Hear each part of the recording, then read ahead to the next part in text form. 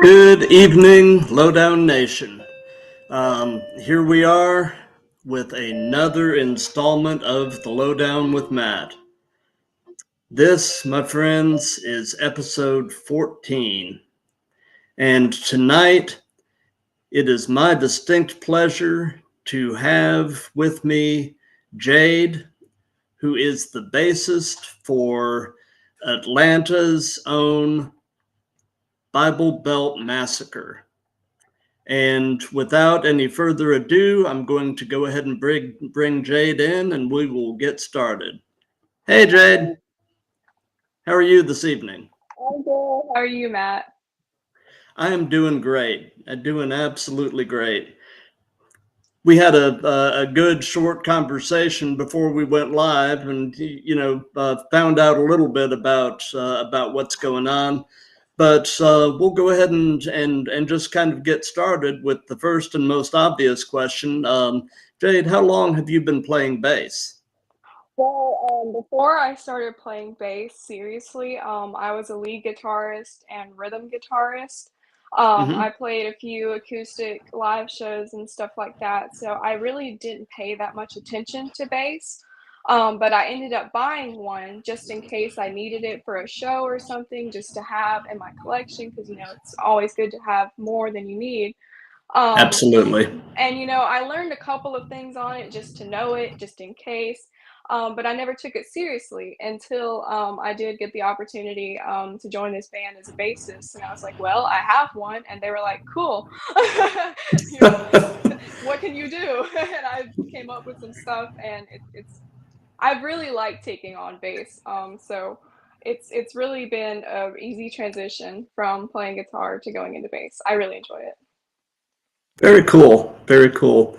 So, as far as your, I guess your journey as a musician, guitar slash bass, have you ever taken lessons of any sort, or have you been pretty much self-taught? How has that gone? I have been completely self-taught. I watched like YouTube tutorials and stuff like that. I guess that might kind of count as a lesson. The way that I honestly did it is I would just look up songs that I liked or thought, would be easy to learn, and just Mm-hmm. learn songs individually, like just on YouTube. And I learned how to read tabs so I could do stuff like that. Right, right. Yeah, Tab opens up a whole universe of Yes. It was so stuff. easy for me to just learn pretty much anything once I got tabs figured out. Right, right. So, besides guitar and bass, do you play any other instruments? Not really. I really just stick to guitar and bass. I do have a drum set, just something I got just in case I needed it. But I don't really play it that much. It's just kind of a just in case I need it kind of thing. Gotcha, gotcha. If it was required of you, could you drum? I got pretty good at it. When I got it, Hmm. I played it kind of pretty steady for probably 6 months. So I know just basic like, but I couldn't like get really crazy Right, with it. I couldn't do that, but right. like just essential drums, yeah, sure. Yeah, but you're not Neil Peart. No, I would, if even if I had stuck to drums, I would never be Neil, ever, ever. So, as far as your bass playing goes, are you pretty much a finger style player, or do you use a pick, or is it situational? I mostly just use my fingers, but Hmm. I even when I played guitar and lead rhythm guitar, I always pick. You see my finger right here? That's where I play. That's my pick. I just use my finger, even with just Okay. regular guitar. So I've just always found that a pick feels really weird in my hand. But here Hmm. lately, with some of the stuff we've been doing for the band, I've been kind of having to figure out how to get a hold of a pick so I can do some really chunky, heavy stuff, because we want to have Right, that chunky, heavy sound. So I've been like, oh, I got to figure out how to use a pick. right, right. Let's see here. So, tell me about your current gear and your setup. What do you play? What do you play through? Do you use any kinds of effects? That kind of thing. the bass that I'm using is just, like, when I say I bought a bass just to have one, I bought pretty much the most basic thing you can buy, which is Hmm. it's a pearl, Fender Squire, bass. So just basically just like $140 bass. Like, it's a cheap thing, but it really does do good. You know, I put new strings on it not long ago. And I'm running it through a Fender Mustang 2 amp, which is actually a guitar amp. But it's one of those amps that have all kinds of like crazy settings and stuff. So it has like a heavy metal setting. It does have a bass setting, but I'm going to eventually get a like pretty tall stack bass amps, especially when we get to playing venues and stuff. So I'm Right. in the market for a bass amp. If anybody has a link to a good bass amp, please send me one because I've been trying to find the right one. Absolutely. Any of y'all out there that have a connection, hook Jade up. Up with an amp, please. um, so, do you have a preference yourself between 4 string and 5 string basses, or have you mostly played on a 4 string, or how has that gone? I have never even touched a 5 string bass. Mine is of course 4 string. I haven't tried it, so I can't even say, like how it would be, but I see that a lot of the especially like heavier metal stuff, like when you get into those drop tunings and stuff, you kind of get Right. to where you need a 5 string bass. So I Yeah. definitely need to at least pick it up and try it because I do see where it's kind of like when you get into that heavy stuff, you need 5 strings. Absolutely, yeah. I started off my first bass is it's a Dean Hollywood 4 string, and I guess about a year later, I actually got an Ibanez 5 string that I absolutely love. I love the way Ibanez guitars in general play, and that thing is surprisingly light. I Yeah. mean, I can put it on and walk around with it and not feel like I'm breaking my back. Which at Yeah. almost 55, I have to worry about stuff like that. But musicians have a tendency to collect gear. Do you have anything interesting or unique in your gear collection that you'd like to talk about? Um, I have a lot of instruments and stuff. I have an organ out in my shed with my drums, and I have 3 guitars total along with my bass, and I have in my shed with my drums and my organ are like it's like a graveyard of old amps. So Oh, I that's have like cool. I have like 3 or 4 old amps in my garage because, that band mindset. I'm like, but what if I need one of them one day? So I Yep. guess I guess my weird collection is my amp graveyard. Well, that's cool. So you've got sort of the musician pack rat syndrome. I'm like anytime I even want to get rid of, even if it's just like an old case or an old strap, I'm like, somebody will Don't need do this. it. No, Yeah, like don't don't do somebody will need it. this. This will save somebody $20 sometimes. Right. So you had mentioned that you recently changed your strings. About how often do you do that? And I always ask bass players because bass strings are not cheap. I learned that the hard way because when I changed my strings, um, honestly, I changed my strings the night before we recorded our first song. I had never changed strings on my own, but I always had somebody else do it for me because I'm like, I don't know how to do it. But I realized by just YouTubing it that putting bass strings on is actually really easy. So Yeah. like I said before, like I really didn't play that bass that much. So that was the first time the strings had been changed on that bass since I got it in 2020. Hmm. So I went bought the strings at Guitar Center, went home and just did it on the couch, and it was very easy, surprisingly. So, Yeah. but with my guitars, I like to do them at least once or twice, like a year, because I don't really play them that heavily.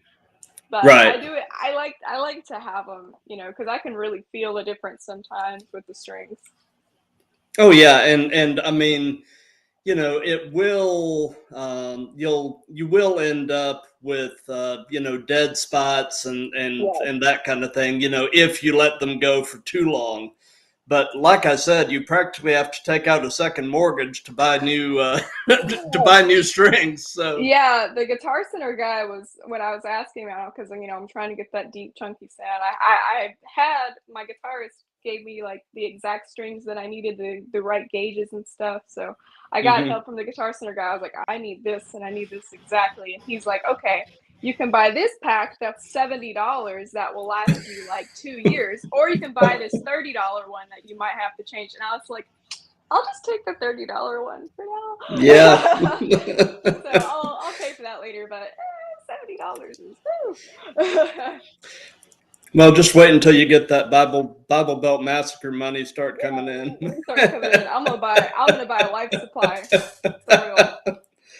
So Jade, who are some of your personal musical influences? Oh gosh. Okay. So lately, I've honestly been listening to a lot of prog music. Hmm. I listen to a lot of prog anyways, because like I grew up on classic rock. I love from a really, really young age. I really love music, especially like the Beatles Oh and yeah. Pink Floyd. But lately, Hmm. like I love Yes, I love King Crimson, Emerson, Lake and Palmer, especially Rush. You mentioned Neil Peart earlier. Oh I was like, yeah. Yeah. I love Rush. I love Geddy Lee. Um, I've honestly been listening to a lot of Primus lately too. Hmm. So I love Les Claypool. I love Geddy Lee, Chris Squire from Yes, and I Oh really like yeah. Iron Maiden too. Steve Hmm. Harris from Iron Maiden. Those are all like my top influences. Well, like I said in my post earlier this afternoon, I literally just finished reading Geddy I Lee's saw that you finished autobiography. reading Geddy Lee. Yeah, that is a fabulous book. Yeah, I don't know if you're much of a reader, but if you haven't read it, you need to. I saw that you kind of gave it like a little review, and I read that, and I was like, dang, I need to read that book. Oh, I it is absolutely it love is Rush. just terrific. Yeah, I yeah. love Rush as well. I'm a big Rush fan from a very early age myself, and another prog band I really like is Dream Theater. Yeah. I've heard about them. Yeah, they are well worth your time to check out. All of them are essentially classically trained. They all kind of met in music school, and Mhm. I mean, just amazing musicians. Oh yeah, Um, that's what I love about like King Crimson and Yes too. yeah, absolutely. So, what was the very first concert or live show you ever attended as a fan? Okay, so the very first concert that I ever went to was Def Leppard. It was in Cool. Birmingham, I think, and I was probably about 11 or 12. Hmm. So, and it was a pretty big like arena show. Like, it was on a lawn. I don't remember. I think it was Oak Mountain, maybe, but it was a big show, and it was a big one to be my first concert. Oh, no doubt. Yeah, it was a good time though, because I really liked Def Leppard, and I really liked all that classic rock stuff at that age. So Oh yeah, yeah. Same here. Same here. I guess I was. I think I was 13 when Pyromania came out. So I remember. I remember because that was what kind of put them over the top. yeah, oh And they were the biggest thing going for a few years there. yeah, So. oh So in the course of your journey as a musician so far, have you had the opportunity to meet any of your musical heroes? yeah. No, unfortunately, I haven't really met anybody, but um, I've been to a lot of concerts. I did see, which is this is kind of embarrassing to say, but and this you are either gonna take this one of either two ways. You're either gonna like this person or you're gonna hate them. I saw Roger Waters in concert. I love Roger Waters as a musician. Like I really admire his songwriting and stuff. So I Hmm. guess I consider Roger Waters being like maybe 25 feet from me to be that to be like meeting my because that Roger Waters is like a really big inspiration to me. And I don't some people hate him, him. You know, I honestly hate him sometimes, but he's Oh he's a good yeah, musician. yeah. I mean, I completely respect Roger Waters as a musician, but as a human being, I think he's horrible.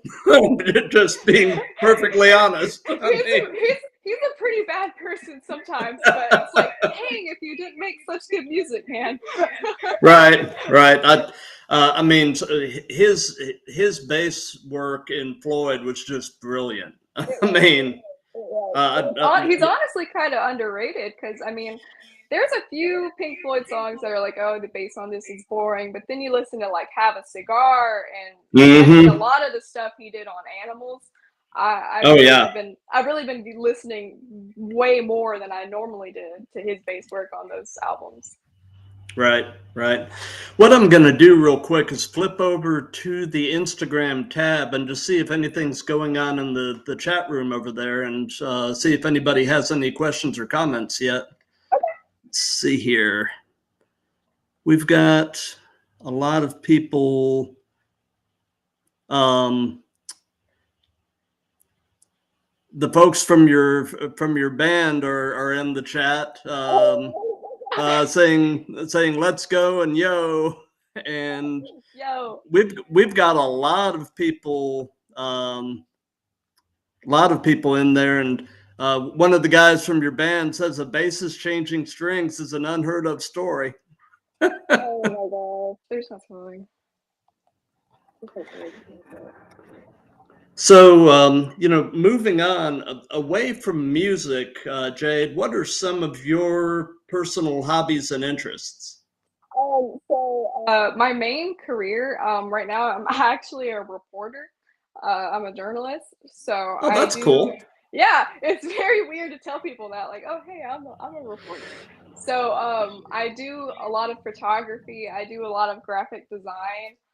Those are kind of like my hobbies. Like, I really enjoyed doing art and stuff like that, and kind of utilizing graphic design stuff, and kind of being able to take my love of art and stuff and put it in graphic design and photography and do stuff like that. I really enjoy art, stuff like that. Well, that's neat. You're kind of a Renaissance woman. I try. So, what I'm going to do right now is you had sent me a short clip of you and the Bible Belt Massacre rehearsing. So, what I'm going to do is play that clip real quick, and then we'll start to talk about the band. So.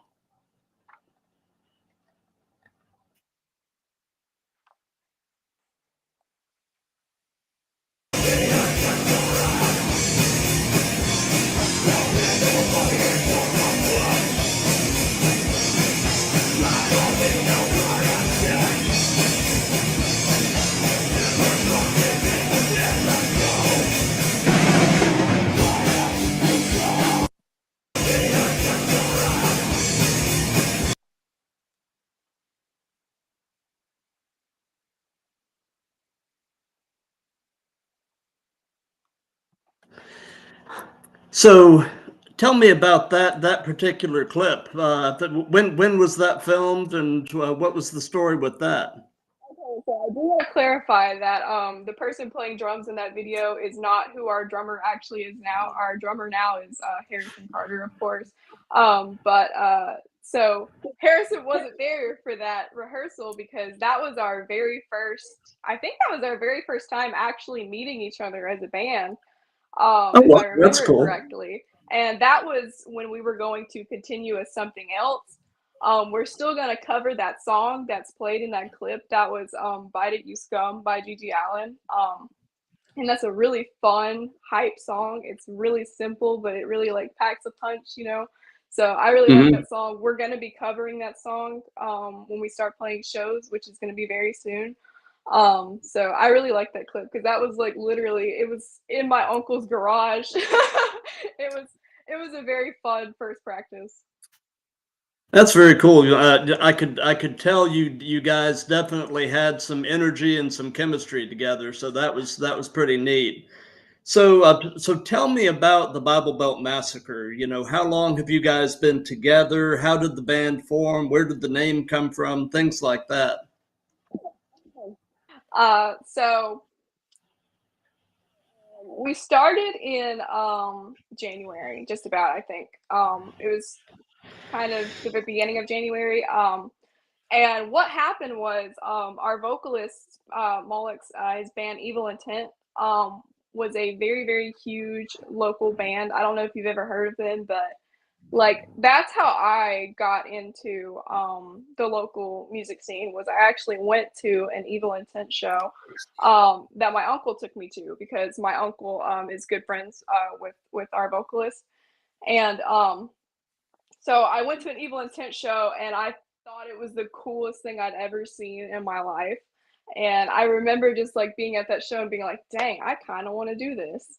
And Mm-hmm. a couple years, that was a couple of years ago. So I've been an Evil fan for a couple of years. So I was kind of a fan of our vocalist before I met him. So being in a band with him now is really cool. um, but so, anyways, a couple of years later, some things happened with Evil Intent, and they decided that they were going to go, different directions musically. We originally were going to continue as Evil Intent, but some things happened, some things changed, and we decided that we just want to do like a rebrand. And the band basically just rebranded, and this is a whole new thing now. There's going to be a lot of similar like theatrical elements as Mm-hmm. Evil had, but it's a new band, because I mean, the only member is our vocalist, but like we're keeping uh Bite It You Scum. That was a song that Evil played a lot, but Mm-hmm. it's a whole new thing. It's going to be really cool.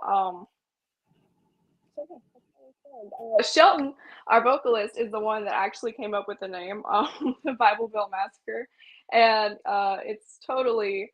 I don't remember how he said he came up with it, but he came up with it like years ago.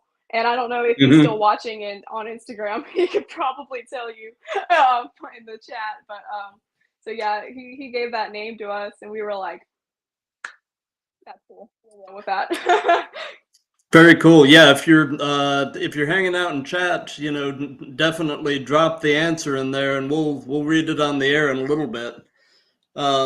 So, bass players are typically, within a band, they're in partnership more or less with the drummer as the rhythm section.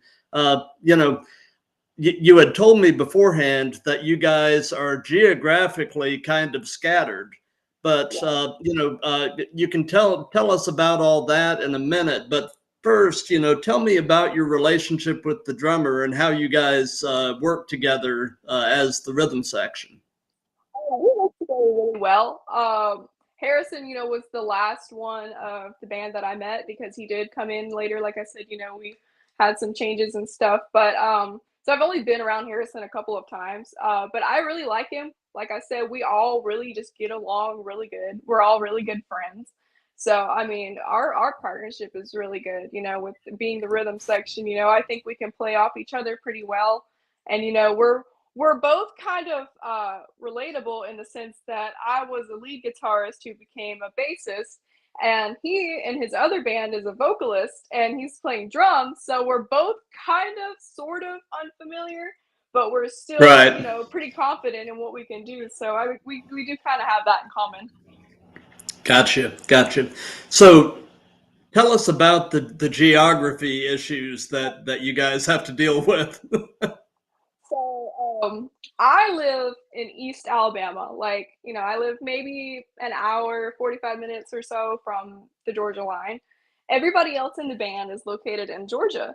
So we have, one in North Georgia, one in kind of middle Georgia, and then one all the way down in Macon.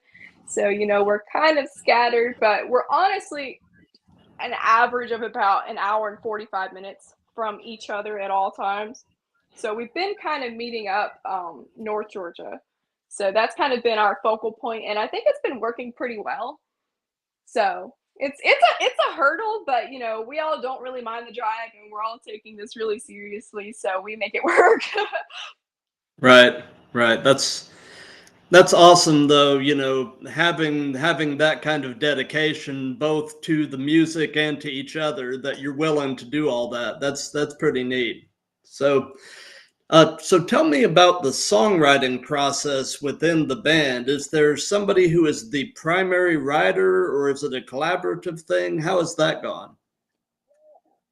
Now, the way that it stands, our first song, which is Plaything, that is coming out next month, it was written by our vocalist. He wrote it, I think he wrote the lyrics and the music on his own, and he kind of gave it Hmm. to us as a demo, and we built off of it. And then from the demo of that song in particular, the build off of it and what it ended up becoming was very collaborative, especially with our producer, which is Nate Bray. He's really been really key in our song, like mixing and mastering and stuff. That process, he's really like introduced some stuff to us that was really cool that we agreed with. So the way that we're moving forward with songwriting, we're actually working on some stuff right now. Is Our vocalist is writing the lyrics. I feel like he's going to be our primary lyricist because he is so Hmm. talented at songwriting, and I really like everything he comes up with. But I think from now on, the musical aspect of it as it builds off is going to be really collaborative. And so far, the stuff that we've done, and worked on together has been really easy to get. Everybody just gets along really well. So we all really like each other's ideas and everything that the other person has, and we all just kind of build off of each other, which is cool. Very cool. Yeah.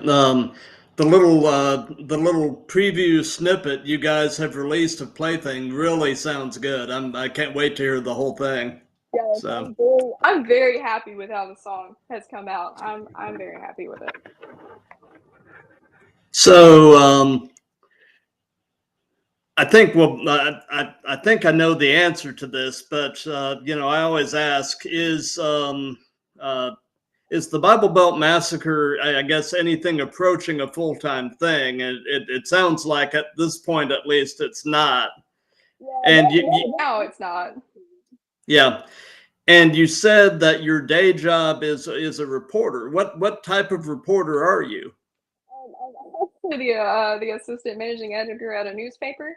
Oh, that's So cool. I work actually like at a still physical newspaper. They still make those, and That is it's pretty actually neat. it's really fun, and it's very weird for somebody my age to be working at a newspaper because I'm 19 and I have absolutely no college education, but I'm actually a Alabama State Award winning journalist. Wow! Yeah. Congratulations. That's pretty neat. Thank you. It's a fun fact that I like to drop on people sometimes because I totally don't look like it. That is really impressive. Thank you. So, what is the most interesting experience you've had playing live? You had said that Bible Belt has not done a live show yet, but it sounds like you've done at least some playing live yourself at some various times. So, what's been the most interesting experience that you've had doing that? Okay. Um, well, when I used to play live shows, before this, I just played acoustic live shows with a friend of mine, and Hmm. we just played like bars and stuff, and we played a pretty big show one time, like for a downtown like music festival thing. But one time we were playing at a bar, and like I said a couple minutes ago, I'm 19. I think I was 18 or maybe 17 when we played this show, but we were playing at a bar, and I had been like particularly nervous that day. Like I wasn't really feeling it. I was kind of I felt like I didn't sound good. It was just not a good gig. But we started playing, and there's always that one drunk white woman at the bar. And Hmm. this one lady, she kept hollering at us like, "Y'all go, woo," and she sent us a shot. She sent both of us a shot. And like I said, I was very much underage, but she handed it to me and I took it immediately. And I didn't even think about it because I was like, awesome, cool. Someone sent me a shot. I'm going to take it. I'm not thinking, ooh, I shouldn't have done that. Because as soon as I took it, I looked at my buddy I was playing with because he was older. he drank, of course, and stuff, and he knew that I drank and stuff, and I just looked at him, and he was like that. He was like, "You're gonna get us kicked out, and we're never gonna be able to play here again." And I was like, I probably should have thought about that. So that was kind of funny, but it's because I guess I just projected to that lady as older. She probably didn't even think about it. Right, right. So, what is your favorite of the songs that you've gotten, I guess, worked up with Bible Belt to play? So right now, I really like playing Plaything. Hmm. When we play it, when we rehearse, we play it over and over and over, of course. But it's really catchy to me. I find it really comfortable to play, and so I really just like that one, honestly. And I really like the cover of Bite It You Scum that we do because Hmm. it's so simple said, it packs a punch, so you can really kind of like, get goofy with it and still feel like you're playing like a pretty solid, fun song. Gotcha, gotcha. So, so you said that your hometown is basically in East Alabama. Um, what is your favorite thing about your hometown? Oh, absolutely nothing in the town that I live. I live in like a two stoplight town. It's called Lineville. It's probably 30 minutes from Talladega. That's the closest thing that anyone really knows what it is. Hmm. I guess the favorite thing about where I live is that it is at the foothills of Cheehaw Mountain and like the Talladega National Forest.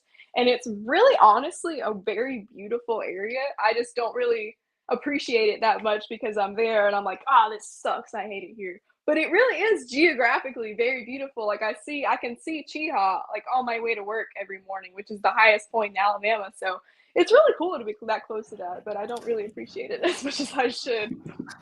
Gotcha, gotcha. Well, we're getting to a point in things where I'm about to ask you one of my favorite questions. But before we get to that, I'm going to switch back over to the Instagram tab and see what's going on over there. Let's see here.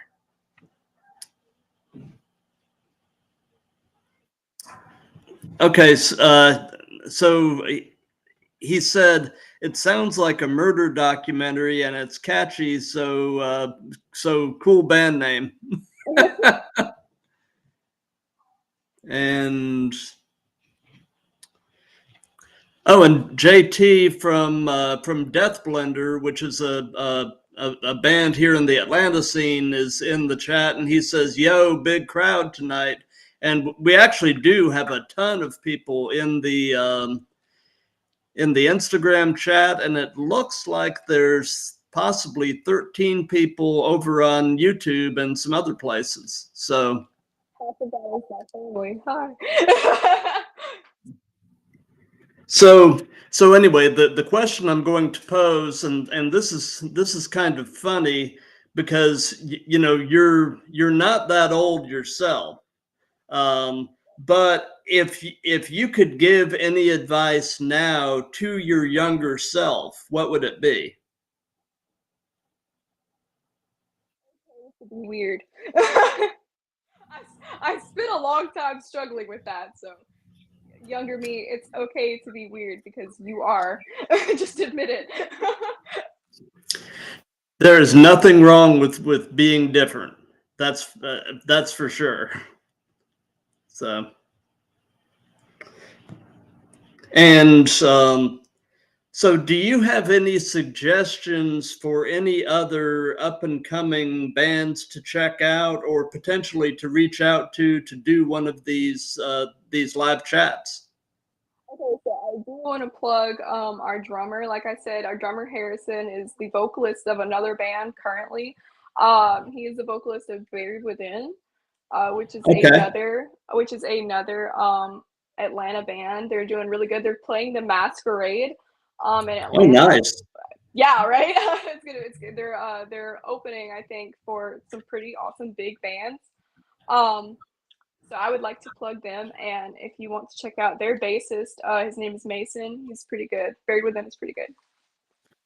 Very cool. Very cool. I will definitely reach out to them. And so the drummer is Junkhead Boy on Instagram, correct? Yes, that's our drummer. Okay. Okay. Very cool. Very cool.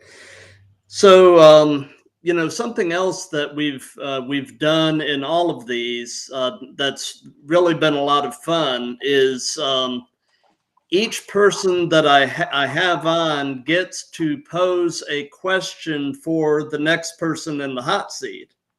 So the my previous guest was a guy named James Abney, who is the guitarist and principal songwriter for a band in Chicago called Key Suspects, and he um, he basically posed the question, what advice would you give to someone who is just starting out playing bass? No matter what you do, just make sure that you're dedicating a lot of time to practicing. And, don't worry if you don't have a great setup, if you just have a cheap little starter bass and amp, don't worry about your equipment.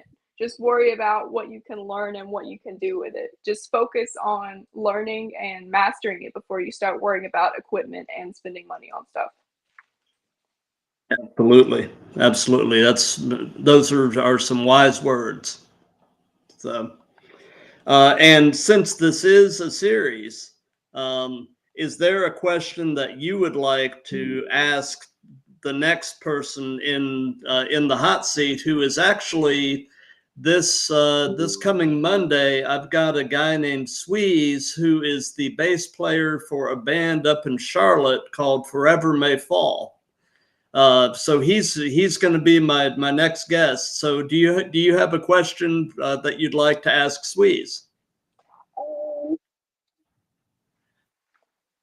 This is kind of like something I mentioned earlier, kind of, but as a bassist, there's a lot of some of the best bassists, honestly, like in music history, are prog bassists, like yes, Geddy Lee, all that kind of stuff. I guess I would say, how do you feel about prog music and like the complicated time signatures and stuff that it has? Very cool. Very cool. So so aside from Plaything that's going to be coming out soon, do you have any other new material on the horizon? Do you have any shows that are coming up that you'd like to hype? Anything like that? So we're actually getting together this weekend to hopefully, at the end of this weekend, we will have another song written, musically, and lyrically. So we have, I think, pretty much the lyrics for one song right now. So hopefully that will be done. We're working on some more promo stuff right now, some stuff, that's going to be shared on our social media very soon. And our single is supposed to come out very soon, like 2 or 3 weeks, maybe a month at the most. So we're very excited for that, and we're obviously going to share it and stuff on all of our social medias when it does come out. We're going to start playing shows very, very soon as well. Once we get probably one or two more songs, we've got some other great covers we're going to do, but we're hoping to start like next few months. I can honestly see us playing a show, especially probably by June. I think we'll play a show. Very cool. Very cool. Well, I'm starting a thing, hopefully sometime in May, probably toward the end of the month. I'm going to be starting a show that's a new music spotlight. And, if scheduling and everything works out, I would like to have, somebody, whether it be you or one of the others from Bible Belt Massacre, come on. I can play Plaything and have somebody from the band, either talk about it with me live or do if scheduling doesn't work out, do a pre-recorded short video talking about the song. And because I'd love to give you guys some additional exposure through what I'm doing. because Absolutely, you yeah. know new bands and everything are just really a cool thing, and you know I'd love to have you guys come on for the new music spotlight show in May. Oh yeah, I think we would all really be on board for that. That would be cool. Okay. Yeah, I'll reach back out as it gets a little closer, and we'll try to figure all that out. Okay. So, you know, aside from what you guys have going on Instagram, is there any other social media or anything like that you'd like to hype? Um, right now, our band is just on Instagram. I know I see these little things going down Yeah. with all of our bands, all my bandmates' Instagrams. I feel like eventually we'll make a band Facebook page once we start touring and once we get a couple songs out. I feel like we eventually will be on Facebook, but for now we are on Instagram. There's mine. Yep. But the band is the Bible Belt Massacre on Instagram. Very cool. Well, Jade, thank you so much for your time. This has really been a lot of fun. And you know, I'm excited for you guys. You know, being at the beginning of a new thing, it's always a little scary in some ways, but you know, but it's exciting. It's a new adventure, and you know, I believe in what you guys are doing. And you know, I'm excited for the future for you guys. I mean, you all seem like really bright people, and I'm just tickled to be getting to know all of you, and I'll definitely be following your progress. That means a lot. Thank you so much.